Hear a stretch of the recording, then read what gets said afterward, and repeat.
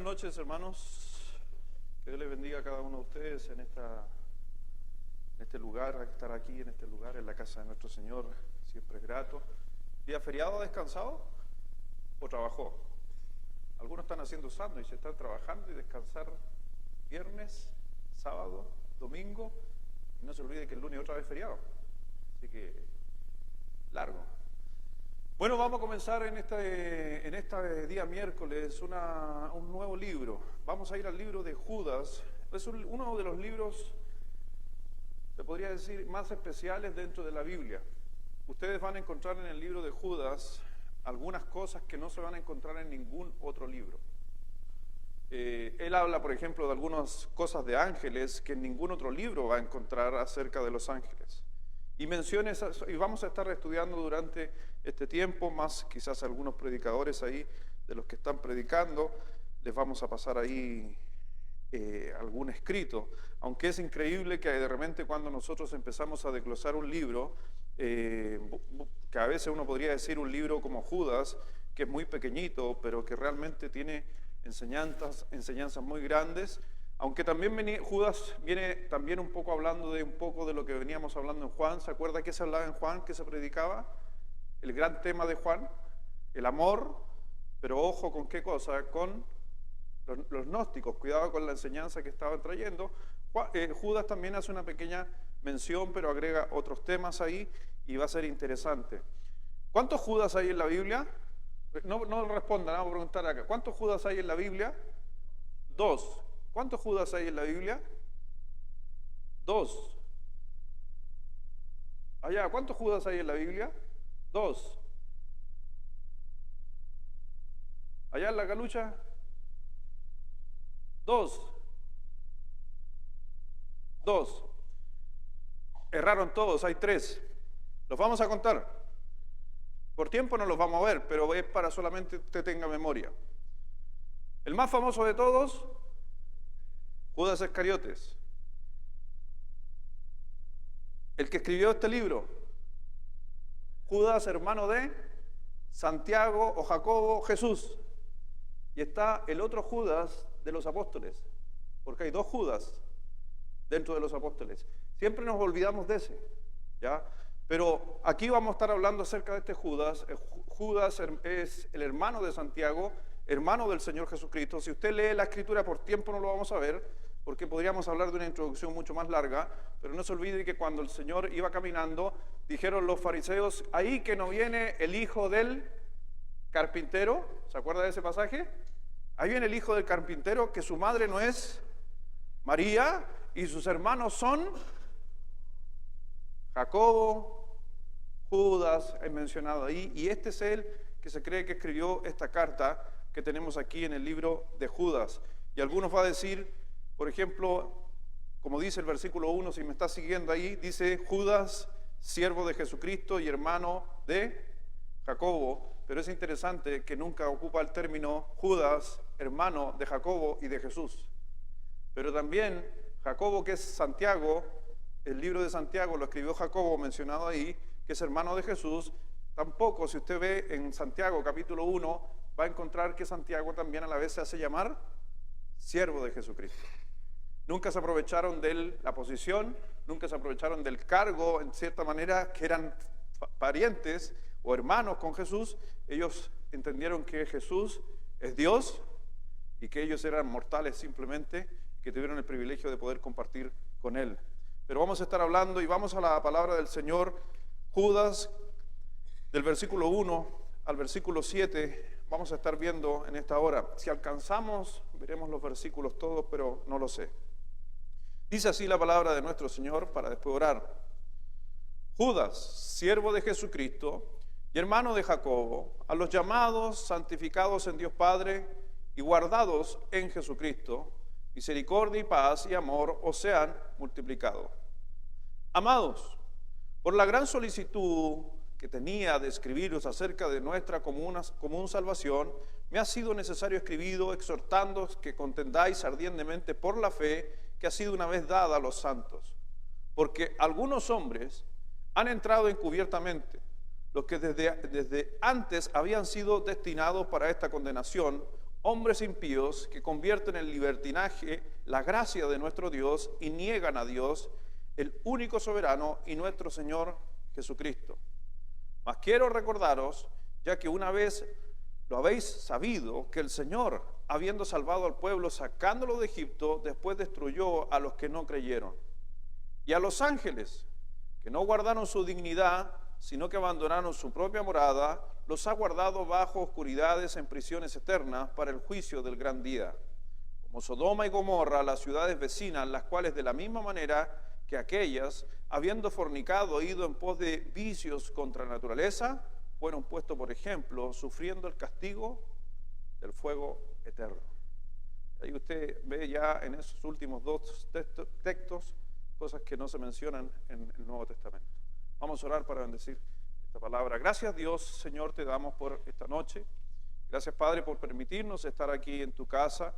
Es una bendición venir a escuchar la palabra de Dios. Sabemos que es ella la que habla, es ella la que nos transforma, es ella la que llega al corazón y nos hace ser otras personas. Dice Dios nuestras vidas, acompáñanos, límpianos Dios de toda cosa, de todo pensamiento que se alejen Dios de la concentración en tu santa palabra de Dios. Dice mi Señor esta noche a cada uno, a mis hermanos, los que nos están siguiendo también en las redes sociales. Dios, simplemente pedimos bendición para nuestras vidas. Gracias Dios por todo este tiempo que vamos a tener, por el aprendizaje tanto aquí como también el de nuestros hijos en sus salas de clases. Dice Señor a cada uno, en el nombre precioso de nuestro Señor Jesucristo. Amén. Así que es interesante ver que hay palabras muy importantes. Muchas veces sabemos que la palabra de Dios es inspirada, ¿cierto? Amén. Entonces cuando usted lee una carta y hay una salutación, uno podría decir, una carta que está saludando. Hasta el saludo es inspirado. Y si el saludo es inspirado, quiere decir que está enseñando algo, porque toda la palabra de Dios fue inspirada para redarguir, corregir, instruir en justicia. Toda la palabra. Así que uno podría decir, Judas, siervo de Jesucristo, y uno decir, está saludando. No, también hay gran verdad de Dios. Y cuando vemos ahí, hay que considerar algunas palabras importantes en el versículo 1, ¿ya? Que es sumamente interesante. Por ejemplo, le hago la pregunta a usted, ¿qué es guardados en Jesucristo? ¿Alguien quiere opinar? Hoy día es miércoles, así que hay veces un poquito más abierto.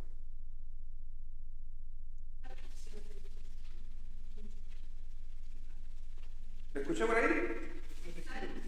Salvos, ¿ya?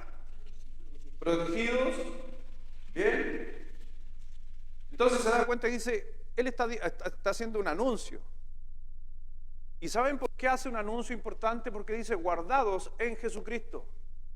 Porque no se acuérdese en Juan que el gnosticismo había entrado. ¿Y cómo uno podía ser salvo en el gnosticismo? A través del conocimiento. Y Judas inmediatamente parte diciendo, guardados o protegidos por la salvación, ¿de quién? De Jesucristo, no a través de la ciencia. Por eso es interesante, guardados en Jesucristo. Y ocupa dos palabras ahí, o tres palabras que son sumamente importantes, que es en el versículo número 2, misericordia y paz y amor os serán multiplicados. Si usted se da cuenta, aquí lo que hay otras traducciones que guardados lo traducen como conservados en amor. Así que realmente, mi hermano, si usted es un hijo de Dios, usted está protegido, está guardado por lo que hizo el Señor Jesucristo en la cruz, y no por su conocimiento en la Biblia, no porque usted sabe mucho, es salvo, como decían los gnósticos, que a través del conocimiento yo podía alcanzar, obviamente, llegar a ser casi un Dios. Y ellos también negaban la existencia de Dios Jesucristo en carne. Ellos negaban eso. Ellos decían que el Espíritu Santo o Cristo vino sobre un ser humano común y corriente cuando fue bautizado. Y después de ahí, cuando muere, se va Jesús. Ellos no creen que Jesucristo era 100% hombre y 100% Dios. Pero cuando vemos la palabra guardado ahí en el texto que están viendo, mire por favor en el libro de Juan, capítulo 10.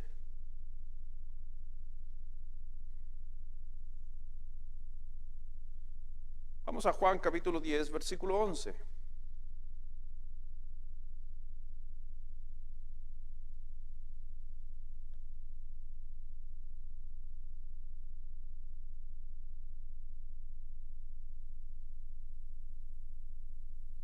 El Señor Jesucristo estaba hablando de Él, dice Jesús, no sé qué dice en su escritura o en su Biblia, en el título del capítulo 10. ¿Qué dice? Jesús el buen pastor, así dice la Biblia que estoy usando yo, Jesús el buen pastor, y dice en el versículo 11, hablando Jesús, yo soy, o Jesucristo, yo soy el buen pastor da su vida por las ovejas. Pero mire el versículo 27, saltemos al 27 y dice, mis ovejas oyen mi voz y yo las conozco y me siguen. Y yo les doy vida eterna y no perecerán jamás, ni nadie las arrebatará de mi mano. Porque el concepto que está ocupando el Señor Jesucristo ahí es que dice, yo soy el buen pastor y las tengo guardadas, las tengo en mis manos protegidas. Pero si lo aplicamos en una figura literal de un pastor de ovejas, ¿qué hace el pastor? ¿Dónde protege el ganado? En un corral. Para que usted entienda, cuando el Señor dice, da mi vida por las ovejas, usted tiene que entender que se armaban los corrales en los tiempos antiguos y a veces si usted va a algún lugar para el interior va a encontrar muros de piedras levantados, pero ¿cuántas puertas tenía el corral? Una. ¿Sabe dónde dormía el pastor? En la puerta.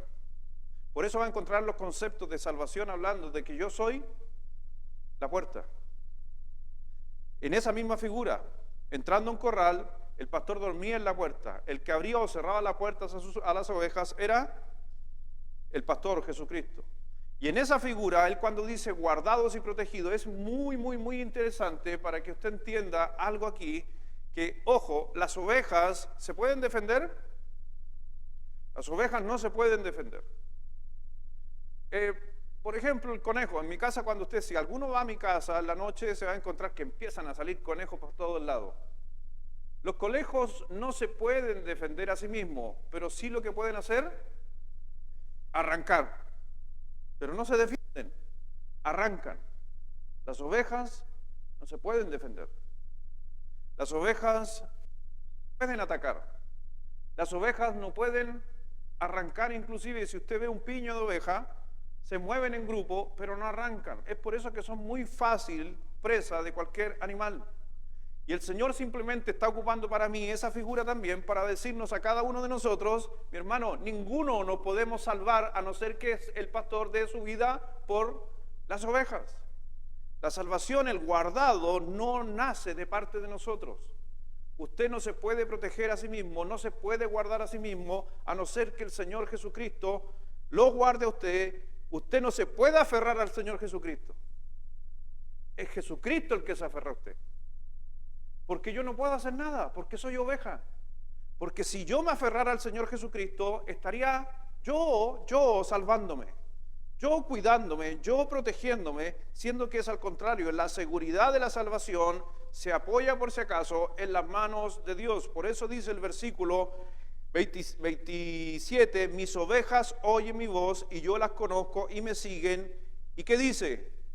Y yo les doy, no nosotros tenemos, sino Él nos da, y no perecerán jamás, ni nadie las arrebatará de mi mano. Mi Padre que me las dio es mayor que todos, y nadie las puede arrebatar de la mano de mi Padre.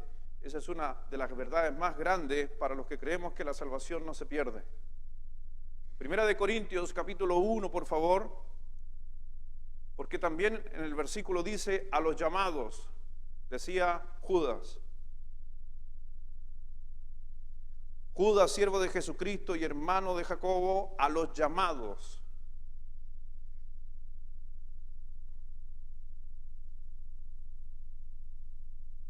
No es solamente la idea, por si acaso, de una invitación. Uno podría decir, a los llamados, a los que una invitación de llamado. No, va mucho más allá.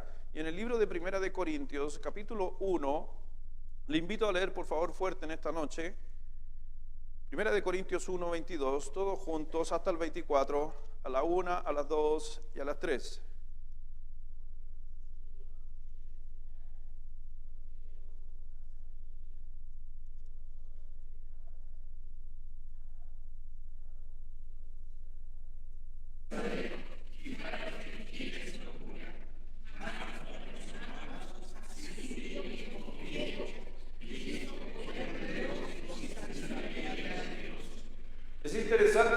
usted se da cuenta, como ya Pablo estaba diciendo, los judíos, dice, porque los judíos piden señales.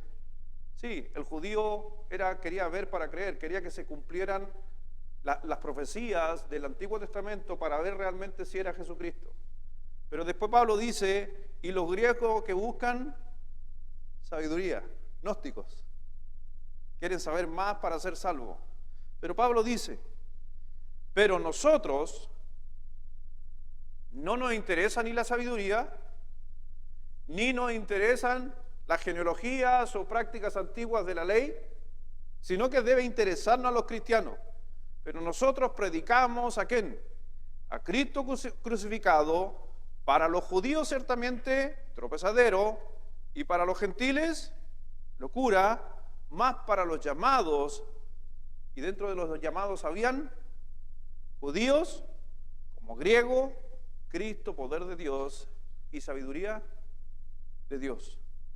Así que si usted se da cuenta, este término, Cristo, poder y sabiduría, por si acaso, si usted encontró a Jesucristo, encontró la sabiduría y encontró el poder. Están en Cristo, no están en otras cosas. Y a los llamados se está refiriendo a ese tipo de hermanos, a los que buscan aquello. Por eso dice también después en Judas, dice misericordia, está conmigo, vuelva a Judas, versículo 2, misericordia y paz y amor sean multiplicados. Estas tres palabras, misericordia, paz y amor, están estrechamente relacionadas, íntimamente entre ellas. Tienen que estar juntas. A veces, queremos separar estas palabras, misericordia, paz y amor, siendo que son muy clave. Cuando usted se sabe Juan 3:16, ¿cierto? Porque de tal manera que ha dado su Hijo unigénito. Sabe que si usted se da cuenta en este texto, tiene que ver mucho la misericordia, la paz y el amor de Dios. Un día me preguntaron, si somos salvos por amor. A veces me da miedo responder estas preguntas porque puede ser usado en mi contra. Pero mire, si fuéramos salvos por amor, quiero que me entienda bien. Porque de tal manera Dios al mundo y Dios nos salvó por amor. Lo dije el otro día en una prédica.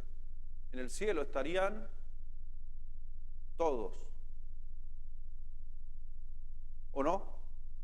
Si fuéramos salvos por amor, en el cielo, ¿quién estaría? ¿Están todos? No, por gracia soy salvo. Por medio de no es por amor, pero el amor va de la mano con la misericordia. Pero déjeme hacerle ver algo. Para ser salvo, ¿somos salvos por gracia? ¿Por misericordia? ¿Por amor? ¿O soy salvo por misericordia? Todo tiene un orden, por eso le estoy tratando de hacer ver algo. Yo soy salvo por la gracia. Efesios 2:8 y versículo 9, ¿cierto? Por gracia soy salvo por medio de la fe, pues esto no es de vosotros, entonces por gracia soy salvo. Inmediatamente viene el amor, porque por gracia eres salvo, y cuando tú aceptaste a Cristo, entonces Dios te amó. Tú no le amaste a Él te amó primero. Nos dice el texto en la Biblia, ¿cierto? Y donde hay amor, adivine qué hay. Y ese es el orden, realmente es un orden correcto para mirar nuestra salvación. A veces nosotros tiramos estas palabras a lo lejos, así al azar, sin darnos cuenta de la profundidad de cada uno de ellos. Porque si yo pusiera, soy salvo por amor, ese orden no tiene sentido, porque si no el cielo ya estaría lleno de gente que no cree inclusive en Cristo, porque Cristo murió por amor. No, Cristo murió por amor, pero nosotros teníamos que buscarle y aceptar la gracia de Dios. Llegó el amor y producto del amor, ¿tú vas al infierno? ¿Por qué no vas al infierno? Porque Dios te ama. Entonces, ¿qué actuó sobre ti y sobre mí? La misericordia de Dios. ¿Por qué? ¿Qué es la misericordia? No recibir lo que merezco. ¿Y qué dice Romanos 3:23? Porque la paga del pecado, entonces ¿qué merezco yo? Muerte. ¿Y todavía merezco muerte? Estamos metiéndonos en temas doctrinales ahí espectaculares, preciosos.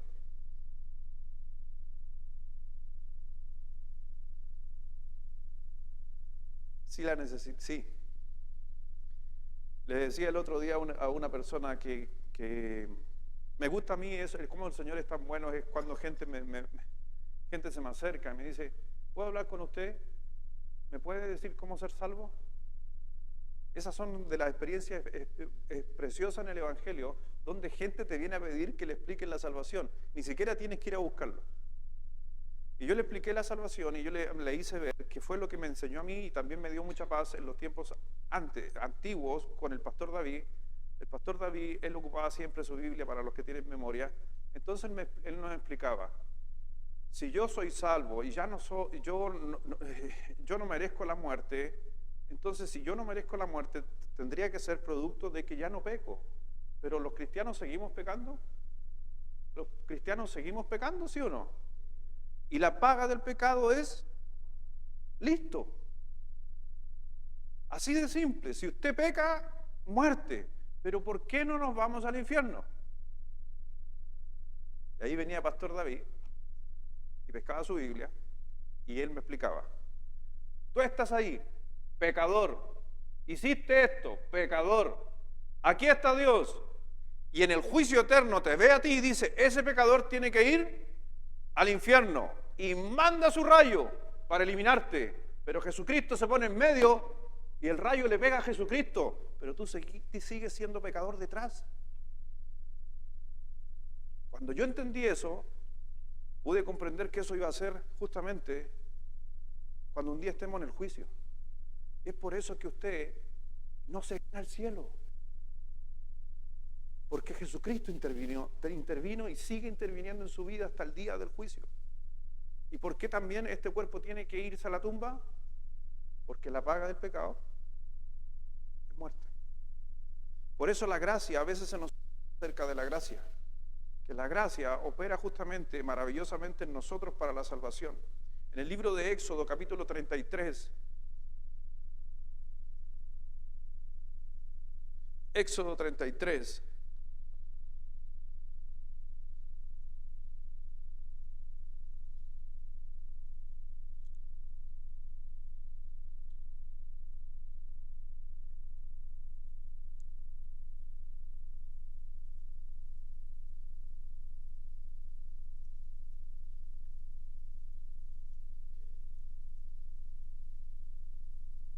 en Éxodo 33, versículo 19,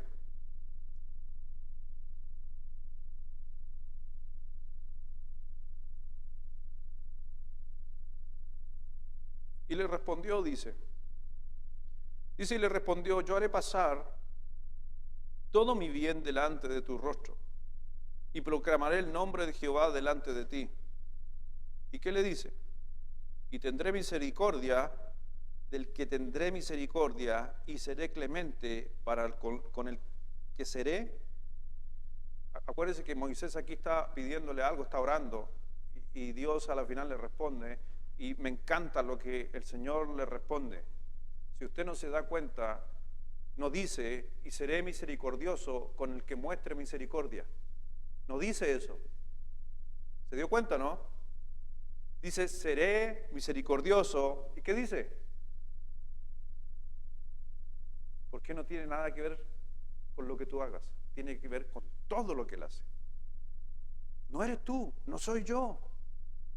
Es maravilloso cuando le dice, Versículo 19, tendré misericordia, le dice, y tendré misericordia del que tendré misericordia. No por lo que tú hagas, es por lo que yo quiero. Y ese es el Dios, por si acaso, de Juan 3:16. Somos salvos porque Él quiso, no porque yo lo decidí. Fue porque Él quiso, porque Él demostró misericordia, Él demostró gracia, Él demostró amor sobre nuestra vida. Y Judas, por si acaso, se está refiriendo que llegó la misericordia y la paz y el amor sean multiplicados, pero porque Dios quiere, no porque yo lo haga, lo busque. Por eso Dios amó de tal manera al mundo que su amor fue compasivo y lleno de misericordia y gracia.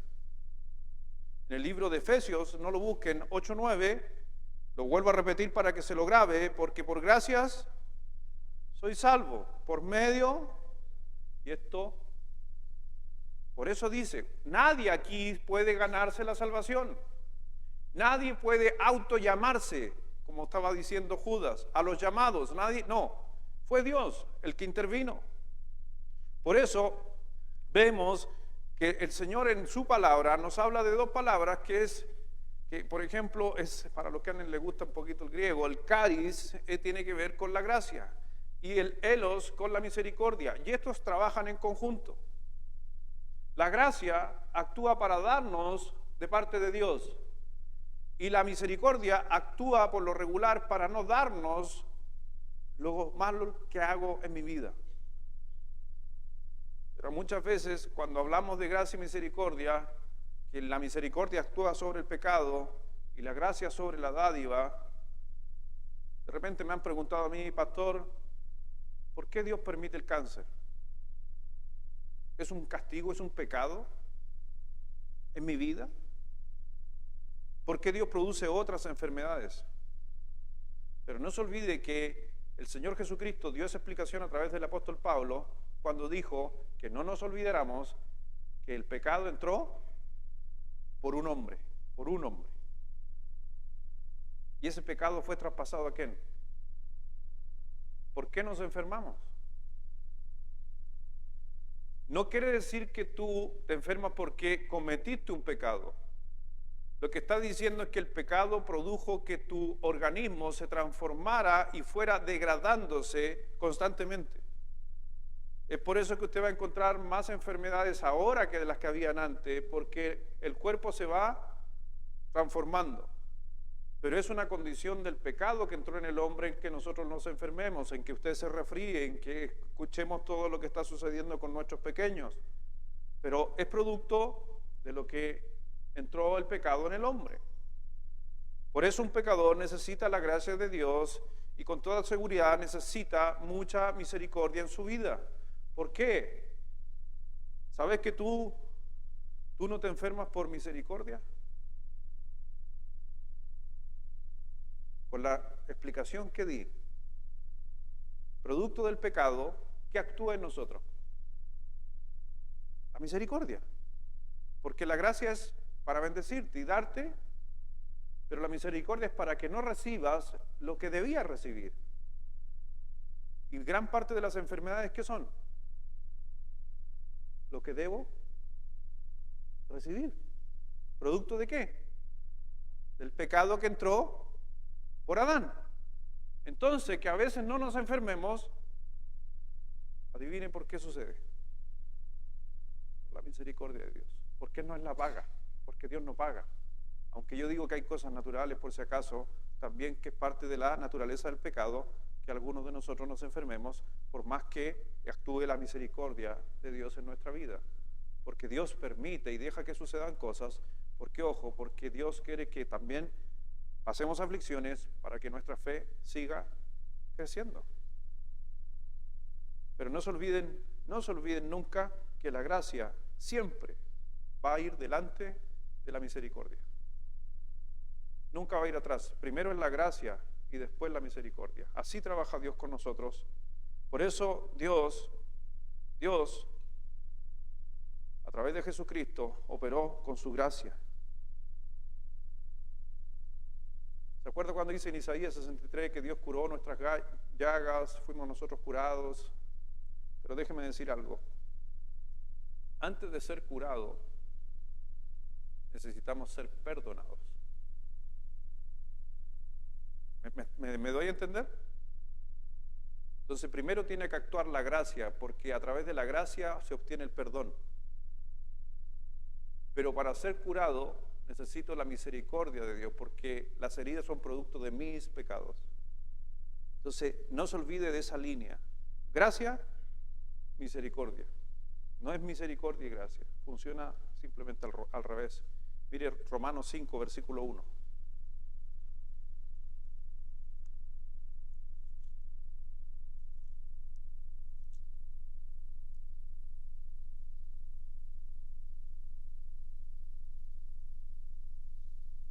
El Señor también mencionaba la paz, ¿cierto? Amor, misericordia y paz abunden en nosotros, decía Judas. El libro de Romanos 5, versículo 1 nos dice: justificados pues por la fe, tenemos paz para con Dios por medio de nuestro Señor Jesucristo. Así que, hermano, ¿quiere tener paz? Llévese bien con Dios. Llévese bien con Dios. La paz viene de Dios. La paz no viene de los hombres. La paz viene de Dios. Justificados por la fe, tenemos paz, ¿qué dice? Para con Dios por medio de nuestro Señor Jesucristo. El mundo entero hoy día está buscando muchas veces paz. Todos aquí deseamos paz, pero la paz viene de parte de Dios y no se olvide que sobrepasa todo entendimiento. Por eso ninguno la puede obtener a través de nosotros. La paz viene de Dios. Después vemos justamente, volvamos a Judas, y aquí ya Judas, después del saludo, cambia de tema radicalmente en el versículo 3. A todo esto se dio cuenta de cómo podemos aprender mucho de un solo saludo. Hola, ¿cómo estás? ¿Cómo te fue? Que Dios te bendiga, paz, llamado, misericordia. Y en el versículo 3 dice: amados, por la gran solicitud que tenía de escribiros acerca de nuestra común salvación, me ha sido necesario escribiros exhortándoos que contendáis ardientemente por la fe que ha sido una vez dada a los santos. Si usted se da cuenta aquí, cambiaron inmediatamente después del saludo. Él cambia y empieza a hablar de algunas situaciones o conflictos que se estaban dando en aquel tiempo. Y no eran, por si acaso, situaciones que se estaban dando esporádicamente. Era algo común en las iglesias del primer siglo y el segundo siglo que hubieran muchos conflictos doctrinales. E inclusive, ¿usted cree que hubieron conflictos doctrinales entre los apóstoles? Lea Hechos 15 y se va a asombrar cómo una mitad de los apóstoles creía una cosa y los otros apóstoles creían otra. Pero a la final, ¿qué hicieron? Pongámonos de acuerdo. Y a la final dice la Escritura que toda la iglesia se fundó bajo la doctrina ¿de quién? De los apóstoles, que no estaban de acuerdo. Entonces hay que entender muchas veces que el Señor quería hacer a la gente que era a través de la enseñanza de los apóstoles y la doctrina en especial, doctrina de Jesucristo, la que tenía que primordiar sobre el resto y no sobre los deseos. Por eso Pablo algunas veces escribió, aunque está siendo inspirado, dice, por ejemplo, en el libro de Corintios, Pablo dice: digo yo, no el Señor, que mejor le fuera al hombre no tomar mujer. ¿Qué está diciendo ese texto? Es una sugerencia del apóstol Pablo en su sabiduría, porque hay que entender lo que se estaba viviendo en aquel contexto, que era la persecución sobre el pueblo cristiano. Y acuérdense, imagínense que si yo me caso y vienen a tomarme preso para echarme a la cárcel por ser cristiano, ¿es más fácil arrancar solo o arrancar con familia? Entonces el apóstol Pablo estaba dando una sugerencia, diciendo: no te cases, quédate como yo. Corintios 7, versículo 1. ¿Por qué? Porque si vienen a tomarnos presos, claro, arranco solo. Y la mujer también puede arrancar sola. pero son contextos, y Pablo sí hizo una aclaración cuando él estaba hablando de algunas cosas. Pero aquí, por si acaso, vemos a Judas, el apóstol Judas, hablando justamente de cosas que se estaban viviendo en aquel tiempo.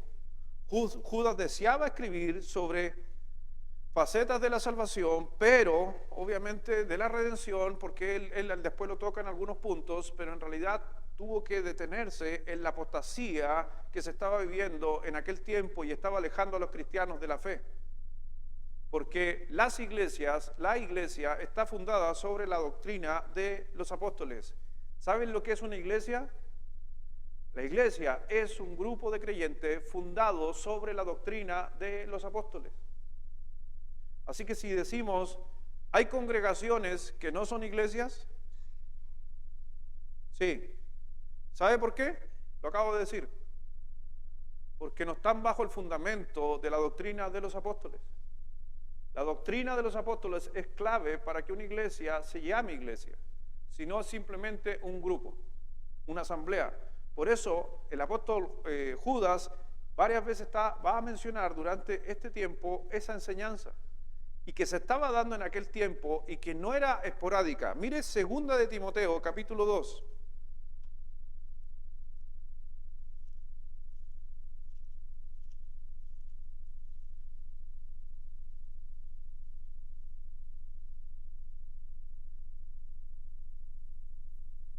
El apóstol Judas nos está diciendo que tuvo una necesidad,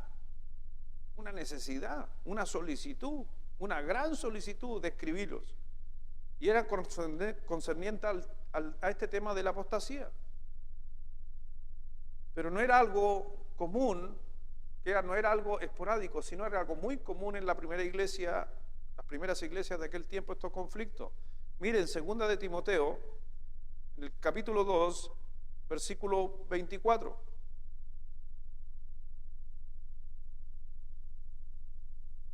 Y que tiene que, por si acaso estoy aclarando este tema, porque tiene que ver con las enseñanzas que habían dentro de las iglesias, y el apóstol Pablo lo sabía, y le está diciendo a un joven pastor, si hay cosas en la iglesia, hay doctrinas, que están los gnósticos, están los judaizantes, están los gentiles que eran salvos, mire lo que dice a un joven pastor, dice, versículo 24, o 23, pero desechan las cuestiones necias e insensatas, sabiendo que engendran contiendas, porque el siervo del Señor no debe ser contencioso, sino amable para con todos, apto para enseñar, sufrido, que con mansedumbre corrija a los que se oponen por sí. Quizás Dios le conceda que se arrepienten para conocer, ¿qué cosa?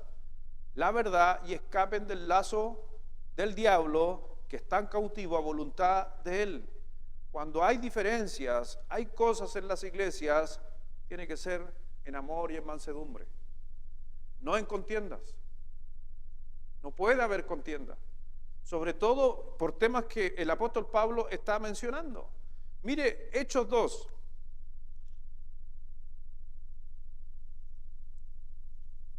¿Esta es doctrina de los apóstoles? Entonces una iglesia tiene que estar fundada sobre la doctrina de los apóstoles. Hechos 2:42.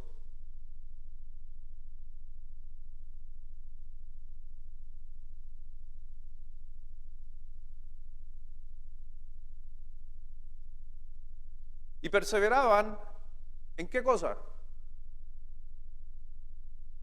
En la comunión unos con otros, en el partimiento del pan y en las oraciones. Por eso va a encontrar usted a Judas defendiendo la posición doctrinal de un apóstol, porque él es un apóstol. Y está diciendo, cuidado con los gnósticos que están trayendo enseñanzas que no son correctas. Cuidado con los judaizantes, cuidado los que creen esto. Y le está diciendo, y si lo van a arreglar, arréglenlo en amor. Mansedumbre, tranquilidad. Efesios, capítulo 4. Versículo 15.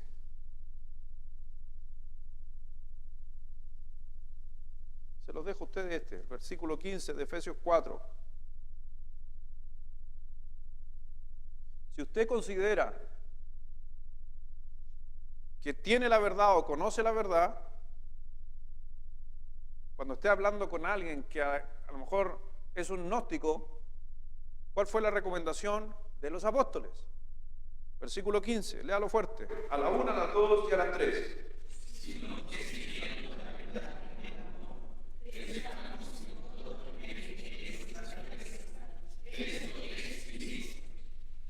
Si yo no presento la verdad en amor, entonces yo podría poner en duda que se está presentando la verdad. ¿Me doy a entender? Porque la verdad se presenta ¿en qué? En amor. Y si no se presenta en amor, voy volviendo para atrás ahora, posiblemente no es verdad. Por eso Judas, cuando escribe este muy breve libro, está presentando a la apostasía que estaba afectando la verdadera palabra de Dios. Y uno de los puntos a destacar es que Judas no tenía la intención de escribir de la apostasía, sino que tuvo que hacerlo por lo que estaba sucediendo. Judas escribió más o menos en el año 70, 80, dicen los estudiosos, y fue justamente en aquellas épocas, entre el 70 al 90, donde los grupos agnósticos se levantaron y empezaron a crear iglesias, por si acaso. Inclusive en la historia de los padres de la fe, si alguna vez ha usted estudiado a los padres de la fe, ¿quiénes son los padres de la fe? Eran los discípulos directos de los apóstoles, ¿ya? Y a ellos fueron conocidos como los padres de la fe. Así que Pablo tenía un discípulo, Judas tenía un discípulo, otro tenía un discípulo, cada uno de ellos tenía un discípulo directo, que ellos siguieron la doctrina de los apóstoles, y esos grupos empezaron justamente a escribir, pero siempre siguiendo la doctrina de los apóstoles. Y uno de ellos nos habla, por ejemplo, uno de los famosos, Policarpo. ¿Ya? Él nos escribe y nos dice que había más iglesias de Marción que iglesias de los apóstoles. ¿Usted puede entender eso? Hagamos de cuenta bautista. Hagamos de cuenta, no digo que esas iglesias fueron bautistas, pero hagamos de cuenta que vinieron los apóstoles y pusieron 10 iglesias bautistas. Habían 20 mormonas. Entiende por qué Juan, Pablo, Judas están constantemente escribiendo de las herejías y la apostasía y las cosas que están sucediendo, porque Marción, con su concepto gnóstico, llevó, y ojo que él era de mucho dinero, empezaron a fundar iglesias. ¿Ha escuchado hablar de la iglesia de Roma, la que Pablo por ahí escribe a los romanos? ¿Sabía que Marción predicó en esa iglesia? Fue uno de los líderes de esa iglesia, de la iglesia de Roma, de los romanos, la carta a los romanos. Y empezó a enseñar desde el púlpito algunas herejías e hizo unas donaciones para la construcción de la iglesia en Roma. Y cuando los otros pastores de la iglesia de Roma empiezan a escuchar las herejías de este hombre, lo expulsan. Pero no solamente eso, le devolvieron su dinero. ¿Ya? Esto es historia, esto no es Biblia, esto es historia y está escrito. Por eso desde el primer siglo siempre Satanás ha querido destruir la iglesia de Dios. No es algo nuevo, no es algo moderno, es algo desde la existencia. Y la apostasía, ¿qué es la apostasía? Sí, pero más que no seguir, es apartarse y alejarse, porque de ahí viene la palabra apostasía. Alejarse de la doctrina correcta, de las enseñanzas de los apóstoles, ¿por qué las enseñanzas de los apóstoles? Sobre Jesucristo. Mire por favor versículo 3 de Judas.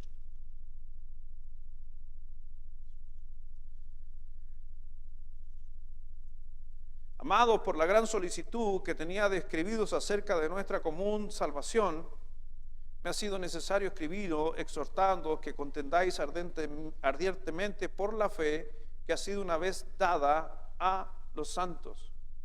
Así que, mi hermano, por si acaso, cuando dice común salvación, que es la palabra koiné en el griego, por si acaso, lo que se está refiriendo, que hablaba de la salvación bien básico para que todos entendieran, común salvación, algo bien sencillo. Porque ¿sabía usted que la Biblia, en los tiempos antiguos, cuando se escribió la Biblia, habían dos tipos de griego? Un griego técnico y un griego común que lo entendían todos. Porque hay algunos escritos en griego que ni siquiera los griegos común, la gente del mundo común y corriente de aquel tiempo entendía griego. La Biblia fue escrito en común. Y es por eso está ocupando esta palabra de nuestra salvación en común, ¿ya? Se refiere justamente en el Imperio Romano a que todos entendieron de la salvación muy sencillo. Y la salvación, cuando usted le enseñe, la predique, le hable a una persona en la calle, mi hermano, no cambie el método, tiene que ser lo más sencillo. Porque la gente necesita sencillez para escuchar el Evangelio, porque es el Espíritu Santo el que hace la pega y nosotros entreguemos sencillamente el Evangelio. Pero vemos justamente aquí el apóstol hablándonos acerca de esto, de que tenemos que luchar ardientemente. Pero ojo, ¿qué decía recién en 2 de Timoteo? Que tiene que hacerse Pablo en amor. Mire también lo que le dijo Pablo a Timoteo en 2 de Timoteo, capítulo 2. Porque a lo mejor usted podría, si yo le dijera, tienes que ir a combatir ardientemente. ¿Qué toma usted por ardientemente? ¿A la pelea o no? ¿A morir? No, no está diciendo eso el texto. Porque se contradeciría con algunos principios bíblicos. Mire por favor 2 de Timoteo, capítulo 2, versículo 24. Porque el siervo del Señor no debe ser, lo leíamos recién, contencioso, sino amable para con todos, apto para enseñar, sufrido, que con mansedumbre corrija a los que se oponen, por si quizás Dios los concede y que se arrepienten para conocer la verdad y escapen del lazo del diablo en que están cautivos en la voluntad de Dios. Es interesante que cuando hay conflicto, si hay conflicto, y en el primer siglo hubo conflicto, el apóstol Pablo está diciendo, es porque está Satanás. No es otra razón, no es otra cosa, es porque está Satanás. ¿Y qué dice? Escapemos del lazo, porque nos tiene agarrado, tomado. Tenga cuidado cuando hay contención, posiblemente Satanás nos tiene abrazado. Por eso, cuando vemos en Hechos, capítulo 2, versículo 42, que habla de las primeras prácticas de la iglesia cristiana, el apóstol Pablo le dijo que siguieran en la doctrina de los apóstoles. La doctrina de los apóstoles hace que Satanás no pueda influenciar la iglesia. E inclusive le digo algo, personalmente, no nos debemos molestar si alguna persona de nuestra familia, de nuestro alrededor, tiene otra creencia o piensa diferente a nosotros. No debemos molestarnos, sino debemos hablarle en amor.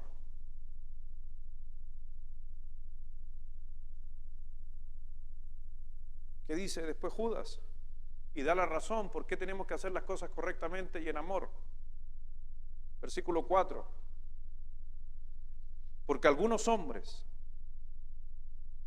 han entrado encubiertamente, los que desde antes, o sea, si usted se da cuenta, no son nuevos hombres, son mismos hombres o la misma enseñanza que venía desde antes, no es algo nuevo, es algo que se venía dando. Los que desde antes habían sido destinados para esta condenación, hombres impíos, que convierten en libertinaje la gracia de nuestro Dios y niegan a Dios, el único soberano y nuestro Señor Jesucristo. Y ahí habla de dos tipos de personas, por si acaso, dos tipos de apostasía que se estaban dando en aquel tiempo, que ocuparon la salvación para el libertinaje. ¿Qué quiere decir que ocuparon la salvación para el libertinaje? Es que fue un concepto que se enseñó en el primer siglo y ojo que ha tomado mucha fuerza, por ejemplo, en Estados Unidos en los últimos años. Basado, por ejemplo, en Romanos 8, versículo 1, que ninguna condenación hay para los que están en Cristo Jesús. ¿Qué dicen esta creencia que ya se mencionaba y Judas la está mencionando? Que algunas personas dijeron, Cristo murió por nuestros pecados y condenó todos nuestros pecados. Así que ahora soy salvo. Pero yo con mi cuerpo puedo hacer lo que se me antoje. Porque si mi cuerpo ya fue perdonado. Así que si quiero emborracharme, me emborracho. Porque eso ya fue perdonado. Si quiero hacer cosas inmorales, puedo ir a la iglesia y ser perfectamente inmoral. Porque esas cosas ya fueron perdonadas. Esa es una de las grandes mentiras de Satanás, por si acaso, que entró en el primer siglo y hoy día en muchos lugares del primer mundo ha tomado un realce que las iglesias el día domingo llenas, 2.000, 3.000, 15.000 personas. Y en la noche la mitad está en la disco. O entre ellos están haciendo cosas vergonzosas. O entre ellos están aceptando el aborto.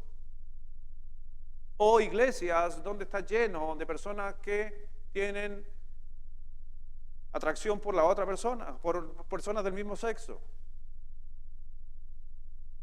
Eso está sucediendo y eso hay que cuidarse de aquellas cosas que algún día, tarde o temprano, van a llegar. Sucedieron en el primer siglo, están sucediendo en los países del primer mundo y todo lo que hace el primer mundo, adivine qué sucede.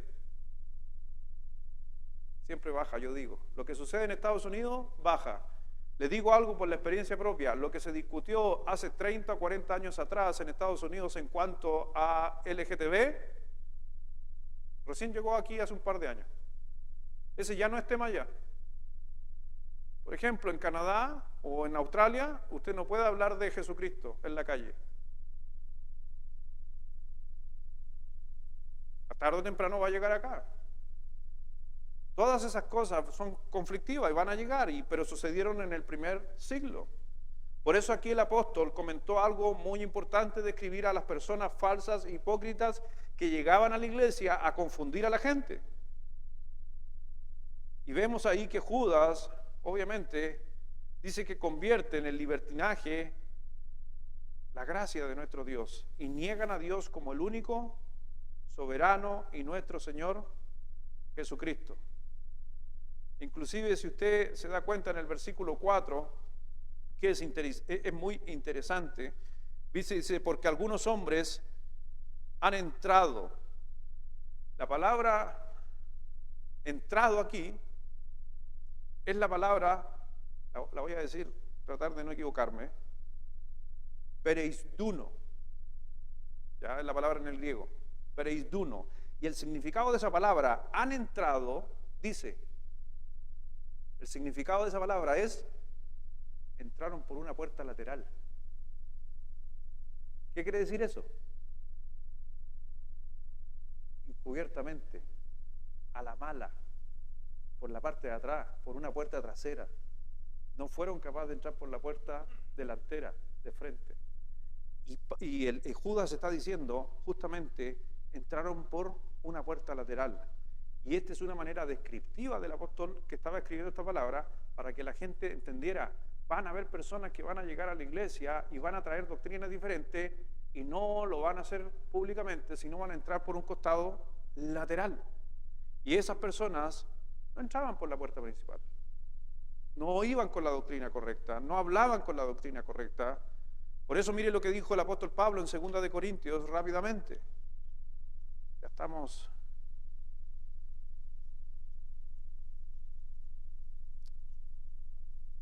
Segunda de Corintios 11.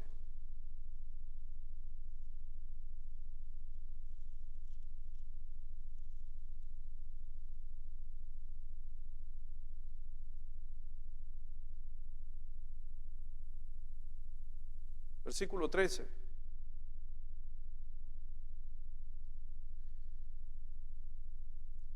Porque esto, está hablando Pablo de personas o apóstoles que llegaban o gente con doctrinas, dice, porque estos son falsos apóstoles, obreros fraudulentos que se disfrazan como apóstoles de Cristo. Ya estaba este problema en el primer siglo. Y la palabra justamente para disfrazar, ¿sabe cuál es la palabra? Es transformar en el griego en cierta manera. No es la misma de Romanos 12:2, sino es otra que es mucho más compleja, pero al final está diciendo, se transforman, se camuflan, se meten en medio sin que nadie se dé cuenta, y eso ha sucedido hoy día en muchas iglesias. Estaba hablando con un pastor algo que sucedió ahí en Santiago, el pastor Ricardo, ¿se acuerda? El pastor que estuvo predicando aquí. El pastor Ricardo llegó una persona a la congregación y empezó a enseñar de calvinismo, empezó a hablar de la salvación es a través de la elección de Dios y que no hay que evangelizar, no hay que predicar, no hay que salir a la calle, no hay que hacer nada, que eso se llama hipercalvinismo, que es al extremo, donde dice que el Señor ya los tiene escogidos, así que usted no tiene que hacer nada. Y empezó a confundir a la gente. Y al final se fueron 40 personas con esa persona. O sea, otra doctrina, otro pensamiento, otra idea con respecto a la iglesia del pastor, a la final era lo que estaba sucediendo también en los tiempos antiguos. El apóstol Pablo hace una referencia antes de la última vez que el apóstol Pablo pudo hablar con alguien, con un grupo, fue en el libro de Hechos 20, cuando él llama a los pastores de Éfeso. ¿Se acuerda o no? ¿O no se acuerda? ¿Amén? ¿O no se acuerda? Porque si no se acuerda, vamos a la Biblia, o si es Biblia. ¿Se acuerda? ¿Quiere ir a Hechos 20? Vamos a Hechos 20.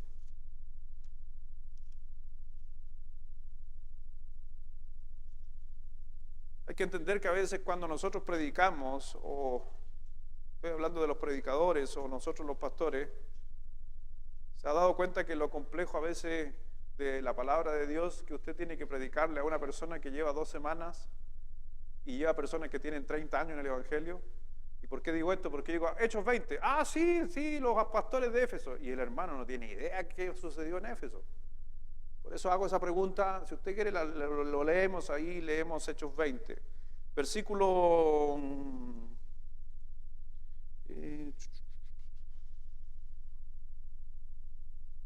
25, vamos ahí. Aunque empieza del versículo 17 explicando que él juntó a los pastores porque hay Mileto y los trajo de la iglesia de Éfeso y le da una predicación tremenda a estos pastores. Dice, ¿qué versículo les dije? 25. Dice, y ahora he aquí, yo sé que ninguno de todos vosotros, entre quienes he pasado predicando el reino de Dios, verá más mi rostro. Es la última vez que lo ven. Versículo 26. Por tanto, yo os protesto en el día de hoy, que estoy limpio de la sangre de todos. O en otras palabras, me lavé las manos porque ya le hablé. Porque no he reunido a anunciaros todo el consejo de Dios. Por tanto, mirad por vosotros, por todo el rebaño en que el Espíritu Santo os ha puesto por obispos o administrador, para apacentar la iglesia del Señor, la cual ganó por su propia sangre. Nos está diciendo a los pastores, ustedes no hicieron nada, yo lo hice, el Señor Jesucristo lo hizo todo. Porque yo sé que después de mi partida, ¿se acuerda? Muriendo los apóstoles, ¿qué va a pasar? No está la doctrina de los apóstoles. Entonces va a empezar caos, porque si en una iglesia, presta atención, había un conflicto en los tiempos de los apóstoles, ¿a quién llamaban? ¿Quién cortaba el queque? Así de simple, los apóstoles. Pero cuando no estuvieron los apóstoles, ahí apareció toda esta gente, Marción y todos los demás, y un montón de gente hablando de sus cosas. Porque yo sé que después de mi partida entrarán en medio de vosotros, o sea, estarán en la iglesia lobos rapaces que no perdonan al rebaño. Y de vosotros mismos, pastores, de vosotros mismos, por eso dices, de los mismos pastores se levantarán hombres que hablen cosas perversas para arrastrar tras sí a los discípulos. Por tanto, Velad, acordándoos que por 3 años, de noche y de día, no he cesado de amonestar con lágrimas a cada uno. Y ahora, hermanos, os encomiendo a Dios y a la palabra de su gracia, que tiene poder para sobreedificados y dados herencia con todos los santificados. Ni plata, ni oro, ni vestidos de nadie he codiciado. Antes vosotros sabéis que para lo que me ha sido necesario a mí y a los que están conmigo, estas manos me han servido. ¿Por qué también está hablando Pablo de esto? Porque al apóstol Pablo lo estaban criticando también porque trabajaba. Y le está diciendo, mis manos a mí me han servido. Están hablando cosas, mis manos me han servido y no tengo nada que deber, porque él no es deudor de nada, le está diciendo el apóstol Pablo. En todo, dice versículo 35, en todo os he enseñado que trabajando así se debe ayudar a los necesitados y recordar las palabras del Señor Jesús, que dijo, más bienaventurado es dar que recibir. Cuando hubo dicho estas cosas, se puso de rodillas y oró con todos ellos. Entonces hubo gran llanto de todos, y echándole al cuello de Pablo, le besaban, diciéndose en gran manera por la palabra que dijo, de que no vería más su rostro, y lo acompañaron al barco. Y ahí fue la última vez que vieron al apóstol Pablo los pastores de Éfeso. Pero antes de irse Pablo, ¿qué le recalcó? Ojo, porque van a haber conflictos entre nosotros mismos. En 2 de Timoteo, capítulo 3, versículo 2.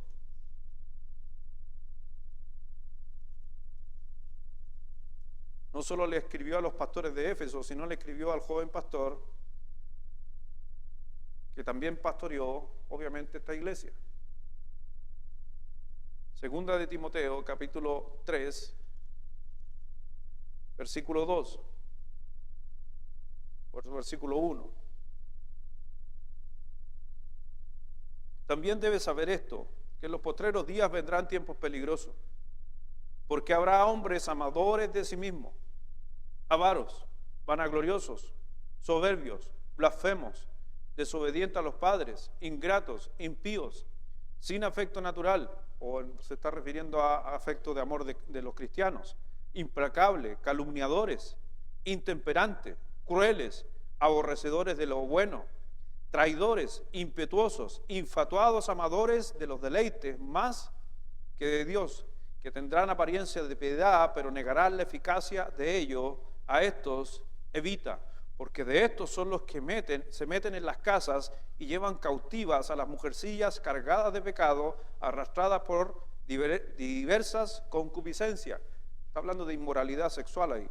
Estos siempre están aprendiendo y nunca pueden llegar al conocimiento de la verdad. Gnósticos. Siempre están aprendiendo y quieren saber, pero no llegan a la verdad. Y de la manera que Janes y Jambres resistieron a Moisés, así también estos resisten a la verdad. Hombres corruptos de entendimiento, reprobados en cuanto a la fe, mas no irán más adelante, porque su insensatez será manifiesta a todos, como también le fue la de aquellos. Pero tú has seguido, ¿qué dice? ¿Sobre qué se funda la iglesia? Sobre la doctrina de los apóstoles. Por eso le dice mi doctrina. Mi doctrina, conducta, propósito, fe, longanimidad, amor, paciencia, persecuciones, padecimientos como los que me sobrevivieron en Antioquía, en Iconio, en Listra, persecuciones que he sufrido, y de todas me ha librado el Señor. Y también a todos los que quieren vivir piadosamente en Cristo Jesús padecerán persecución. Más los malos hombres y los engañadores irán de mal en peor, engañando y siendo engañados. Pero persiste tú en lo que has aprendido y te persuadiste, sabiendo de quién has aprendido, y que desde la niñez has sabido las sagradas escrituras, las cuales te pueden hacer sabio para la salvación por la fe que es en Cristo Jesús. Por eso cuando vemos nosotros este escrito del apóstol escribiéndole a Pablo, a Timoteo, era un conflicto que se daba en aquel tiempo, y Judas también lo está mencionando. Así que, mi hermano, debemos contemplar nosotros el tema de la apostasía como algo no tan lejano, sino algo cercano. Porque mientras más se acerca la venida de Cristo, ¿qué más se acerca? La apostasía, porque la apostasía máxima va a ser ¿cuándo? ¿Alguien sabe el nivel máximo de apostasía? No, pero ¿cuándo va a ser el máximo, el tiempo, en el tiempo? Cuando la iglesia sea arrebatada. ¿Por qué? Ya no está la iglesia. Si no está la iglesia, ¿qué no está? El Espíritu Santo. ¿Pero y qué se enseña en la iglesia? La doctrina de los apóstoles. Si no hay doctrina de los apóstoles, adivine qué va a suceder. Caos en las iglesias. Si no hay doctrina de los apóstoles. Por eso, tenemos que, sabiendo que va a suceder esto, tenemos que presentar la verdad. Pero cada vez que presentemos una verdad bíblica, ¿cómo se debe presentar? En amor. Porque ese es un reflejo de un creyente, de mostrar las cosas en amor. Si hoy día un movimiento niega la deidad de Cristo, yo lo descarto. Pero si tengo la posibilidad de enseñarle, hay que enseñarle en amor. Es lo que nos demanda Dios. También el apóstol Pablo escribió en el libro de Gálatas, si lo quiere leer, Gálatas capítulo 2,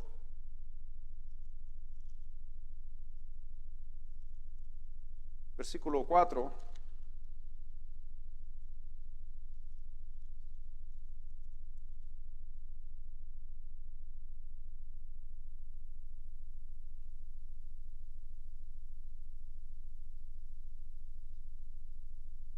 Versículo 4, si lo quiere leer, se lo dejo, usted léalo fuerte, por favor, el versículo 4, a la 1, a las 2 y a las 3.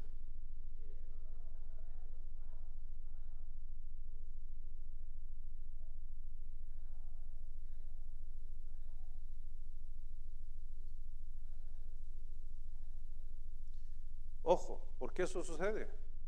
Llega gente introduciendo cosas, a la final es para llevarnos a una esclavitud. Y eso es lo que se estaba sucediendo. Distorsionaban y negaban la gracia de Dios en aquel tiempo. También ellos negaban la deidad de Jesucristo, como lo que estábamos leyendo recién, cuando lo escribió Juan sobre todo. Ellos se tiraron al libertinaje, como dice el versículo 4, que impulsaban a las personas a hacer lo que se les placía en sus vidas. Mira ahí, ustedes están en Gálatas, mire el versículo 5, capítulo 5, versículo 13, dice: porque vosotros, hermanos, a libertad fuiste llamados, solamente es que no uséis la libertad, ¿qué dice?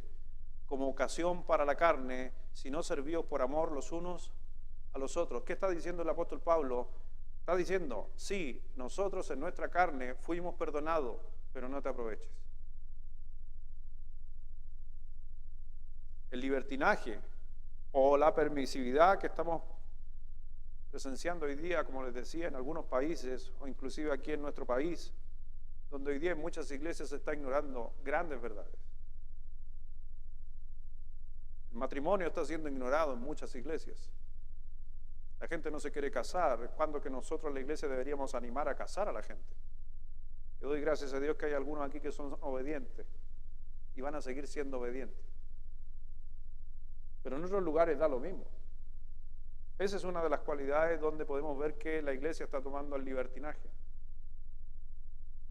Donde vemos también en otros lugares donde realmente la apostasía ha entrado, donde el otro día yo les contaba donde fui al centro y alguien me quería hablar de Dios Madre, la doctrina del diablo. Y muchas iglesias empiezan a recibir a estas personas y las aceptan. Por eso la expresión del apóstol Judas está diciendo ojo con las enseñanzas y en especial con el gnosticismo que estaba. Acuérdense que Israel, ¿saben por qué fue Israel destruido?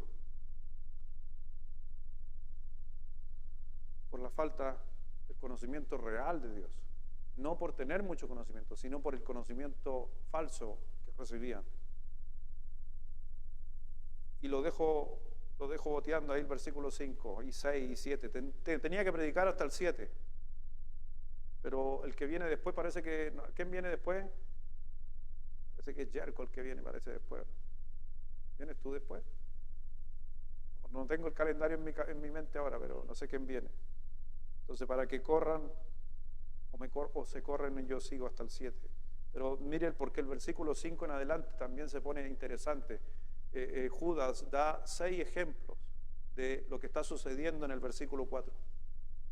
Y da 3 ejemplos de situaciones y 3 ejemplos personales. Por eso, si usted se da cuenta, más quiero recordaros. Este es un ejemplo, te quiero recordar esto, ya que una vez habéis sabido que el Señor, habiendo salvado al pueblo, sacándolo de Egipto, te voy a dar 6 ejemplos. Uno de estos, acuérdate de Israel. Acuérdate de los ángeles, versículo 6. Versículo 7, acuérdate de Sodoma. ¿Te das cuenta, no? Entonces, el apóstol Pablo, Judas está dando 3 ejemplos de situaciones y después va a dar 3 ejemplos de personas. Y dice, más quiero recordaros, ya que una vez lo habéis sabido, que el Señor, habiendo salvado al pueblo, sacándolo de Egipto, después destruyó a los que no creyeron. ¿Se acuerda lo que sucedió a los que querían entrar a la tierra prometida? ¿Qué les dijo el Señor? No. ¿Y por qué esa gente no entró a la tierra prometida? Porque no le creyeron a Dios lo que Él había anunciado. Y ese es el problema muchas veces en las congregaciones o inclusive en la vida de nosotros, que a veces no recibimos la bendición de Dios, lamentablemente, porque no le creemos a Dios. O porque a veces creemos que esta es otra enseñanza diabólica en muchas iglesias que tiene que ver con la autosuficiencia. Nosotros no somos autosuficientes, nosotros dependemos de Dios.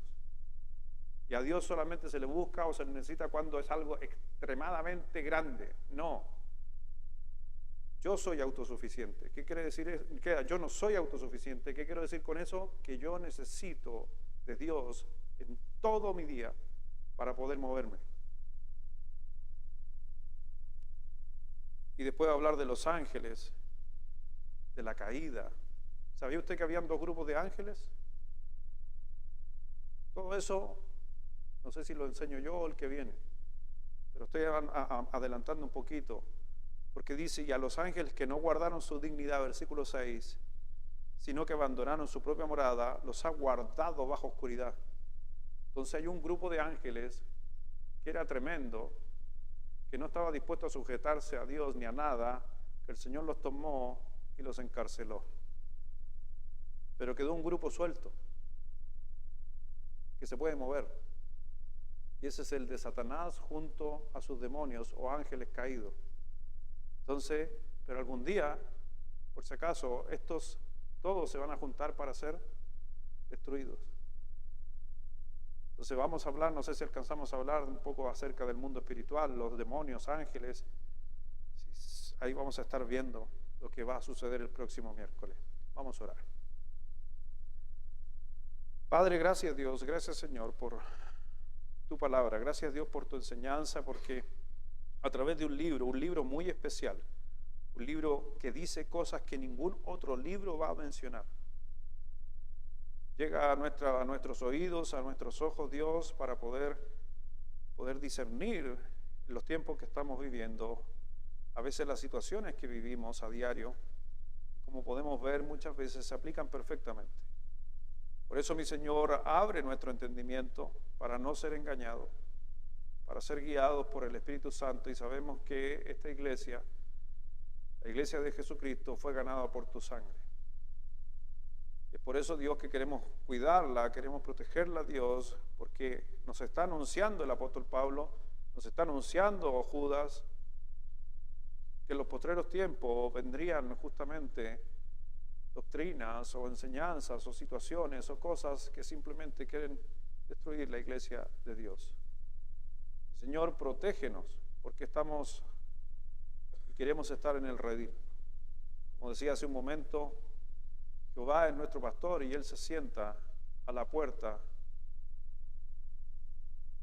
y nosotros estamos refugiados dentro, bien protegidos, bien cuidados por nuestro Señor. Dice, Señor, nuestras vidas, y gracias, mi Señor, por estar advirtiéndonos, por estar anunciándonos las cosas que en un futuro pueden venir, de las cosas que realmente estar alerta, atento, porque nuestro adversario, el diablo, anda como león rugiente buscando a quien devorar. Bendice Dios a nuestra iglesia, que vivimos bajo los conceptos de la doctrina de los apóstoles. En el nombre de nuestro Señor Jesucristo, te damos la gracia. Te Te pedimos bendición. Amén.